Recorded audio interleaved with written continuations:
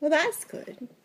Bill Cosby must find that amusing, but I just listened to a rousing version of Folk the Cospa as I was dropping my daughter off at school. I started to record a video when we were getting ready to leave, but I let it go because I had things to get for her when she was getting ready to go. It's important that I drive her back and forth to make sure she goes in. If they can make me lock the doors right back with the musical presenters, something was going wrong, and Chris went off for a week when Emma was very little. And at one point, somebody was over top of me, and I couldn't even lock my door. Now, I've beaten down from them, and I won't fall into the subliminal messaging that makes me at least taunt them to see if they're going to do what they said, which is someone else. A lot of people have died since then, let's be honest. Usually of natural causes. Well, a doctor's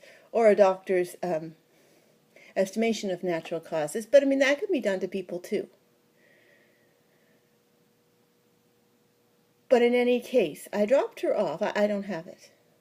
It was to show what could happen to children who haven't known these guys, spiritually at least, their whole lives.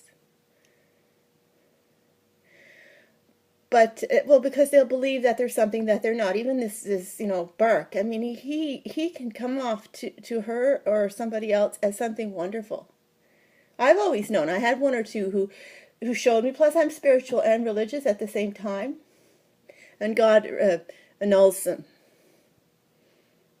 The children who aren't able to be because there's someone hovering over their head and the whole family hasn't taught them religion or given them the spirituality they need, some children could be stolen from somebody, spiritually or mentally, or both.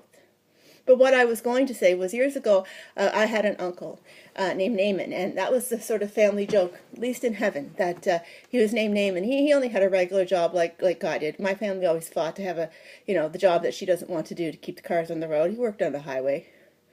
Worked trains, I guess. But I guess he was here and there and everywhere, man. But God used him, they used to say, to name people based on what they would occur as or what they were occurring as already. Through time and space, that's eternal. But this is what it is it comes down and people say if they look at your pictures or if they're around you, because I don't need to tell who you are. The people who are in heaven and I'm not trying to tell. It's usually someone else and I'm hearing them tell for me. And sometimes they're, like God in the Bible last night, forcing the words out through my mouth. And if they look at your picture, you say, well, she could just move out. And then we wouldn't have to go through all of this. Now, whose voice is that, hey? And then, as sitting there where he's saying all these unreasonable, inhuman demands. And they finally just give in and say, well, why can't you just go do that for him? Well, see, that's not what I'm there for.